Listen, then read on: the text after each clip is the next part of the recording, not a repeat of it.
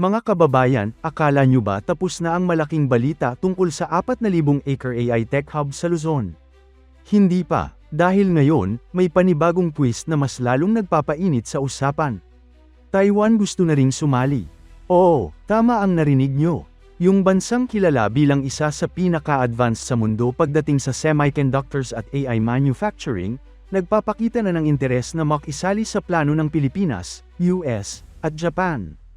Kung matutuloy ito, hindi lang basta tech hub ang pinag-uusapan natin, posibleng maging sentro ang Pilipinas ng isang bagong global supply chain. Pero sandali lang, hindi pa ito final, proposal pa lang. Kaya ngayon, himayin natin ng maayos, ano ba talaga ang ibig sabihin nito, bakit gusto ng Taiwan na pumasok, at ano ang magiging epekto nito sa atin bilang mga Pilipino.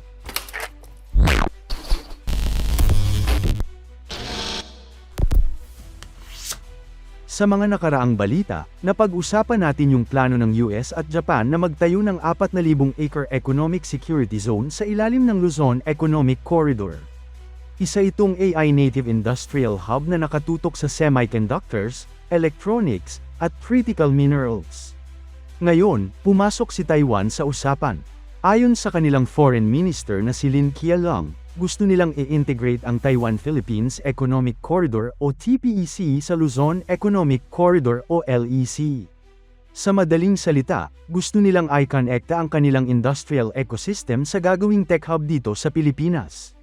Hindi pa ito opisyal na kasunduan. Wala pang pirmahan.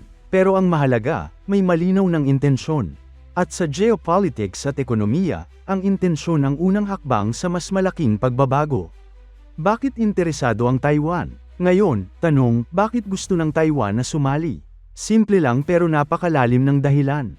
Ang Taiwan ay isa sa pinakamalakas na bansa pagdating sa semiconductor manufacturing. Sa katunayan, halos lahat ng advanced chip sa mundo, mula sa smartphones hanggang sa AI systems, ay dumadaan sa kanila.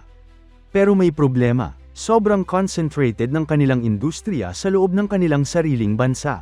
At sa panahon ngayon na puno ng geopolitical tensions, lalo na sa paligid ng Taiwan Strait, delikado ang sobrang pagdepende sa iisang lugar. Kaya ang strategy nila ngayon, hindi ililipat ang buong industriya, kundi mag-o-offshore ng ilang bahagi. Ibig sabihin, maglalagay sila ng ilang manufacturing, logistics, at processing operations sa ibang bansa, pero hindi nila sisirain ang core ecosystem nila sa Taiwan. At dito papasok ang Pilipinas. Bakit Pilipinas ang pinili? Hindi aksidente kung bakit tayo ang target. Una, may lupa tayo. Malawak ang 4,000 acre zone na pwedeng pagtayuan ng mga advanced facilities. Pangalawa, may workforce tayo. Bata ang populasyon, maraming engineers, it graduates, at skilled workers na kayang i-train para sa high-tech industries. Pangatlo, strategic location. Nasa gitna tayo ng Indo-Pacific shipping routes. Madali ang logistics papunta sa Asia, US, at iba pang markets. At pang-apat, may partnership na tayo sa US at Japan. Ibig sabihin, hindi tayo basta standalone player. Parte tayo ng mas malaking network. Sa mata ng Taiwan, hindi tayo competitor. Partner tayo, at malaking bagay iyon. Kung iisipin mo, parang puzzle ito na unti-unting nabubuo.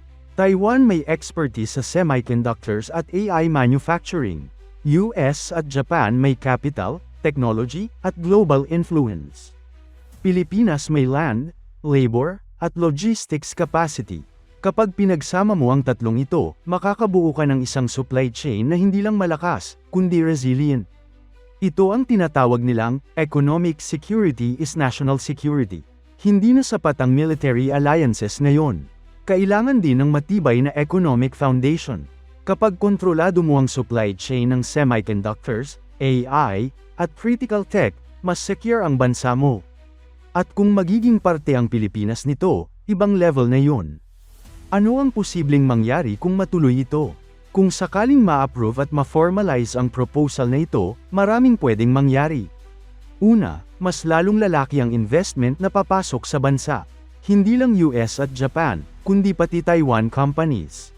At tandaan, ang Taiwan ay tahanan ng ilan sa pinakamalalaking tech firms sa mundo. Pangalawa, mas dadami ang trabaho.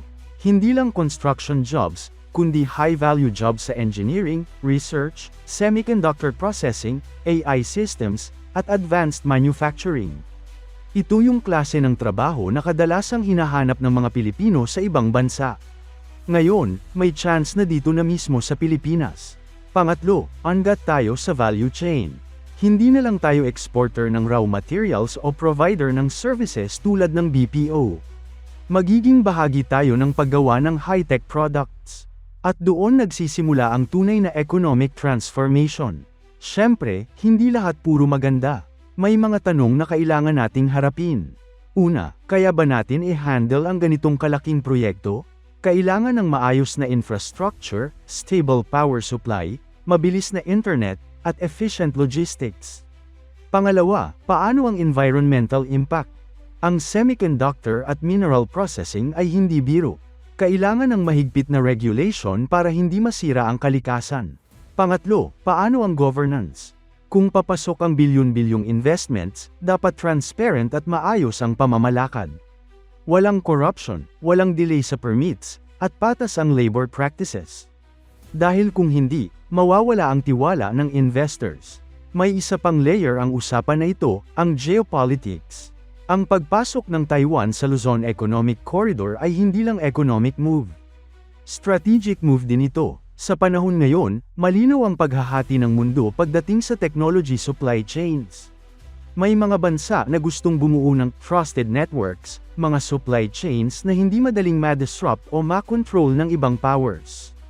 At ang Pilipinas, sa posisyon nito, ay nagiging mahalagang bahagi ng network na ito.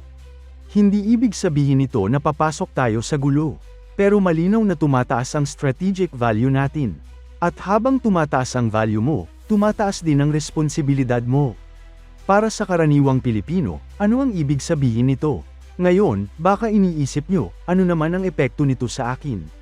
Sa totoo lang, hindi ito overnight na mararamdaman. Pero unti-unti, makikita natin ang pagbabago. Mas maraming job opportunities, lalo na sa tech at engineering. Mas mataas na sahod sa specialized industries. Mas maraming training at scholarship programs. Paglago ng local businesses sa paligid ng economic zones. At sa long term, mas matatag na ekonomiya. Ibig sabihin, mas maraming pagkakataon para sa mga Pilipino na umasenso nang hindi kailangang umalis ng bansa. Pero klaruhin natin, proposal pa lang ito.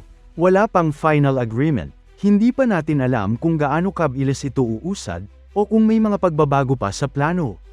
Sa ganitong klaseng proyekto, normal ang negotiations, adjustments, at minsan delays. Kaya mahalaga na maging realistic tayo.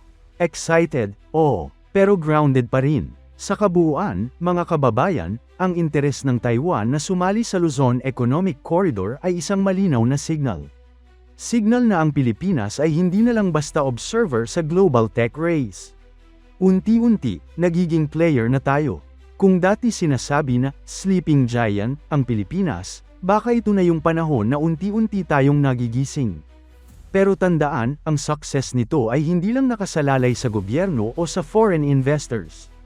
Nasa atin din, sa kung paano tayo maghahanda, mag-aaral, at susuporta sa mga pagbabago. Dahil sa huli, ang tunay na lakas ng bansa ay hindi lang sa technology o investments, kundi sa kakayahan ng mga mamamayan nito. At kung tama ang direksyon na tinatahak natin ngayon, posible na ang Pilipinas ay maging isa sa mga sentro ng technology at innovation sa Asia. Hindi na lang pangarap, kundi unti-unti nang nagiging realidad.